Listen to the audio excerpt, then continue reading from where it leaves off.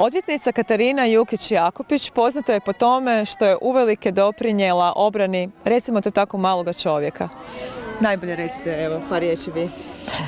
Evo, ja bi se prije svega zahvalila što sam pozvana kao gošća u sklopu ovog projekta Prvih 20 koji je okupio žene koje su svojim radom ipak doprinijeli nekakvoj dobrobiti društva i mislim da je ovo bila jedna jako lijepa prilika da se upoznamo, povežemo i evo već kroz nekakve razgovore i druženja stvorile su se nekakve mogućnosti za buduće suradnje, poglavito u sklopu ove udruge Zara.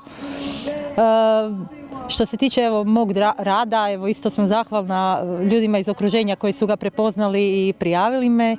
Mislim da je ovo zaista neko veliko ohrabrenje za sve nas da nastavimo istim putem.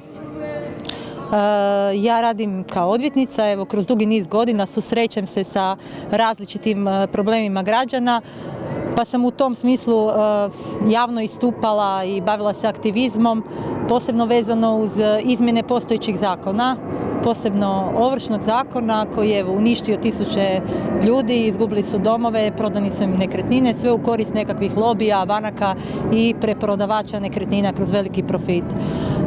Isto tako, dosta sam se javno zalagala za zaštitu prirodnih resursa, posebno naše obale, jer poznato je u Istri kao i Dalmaciji da se naša obala nažalost daje u dugogodišnje koncesije koje dobijaju stranci po izrazito niskim cijenama i isključivo vođeni profitom.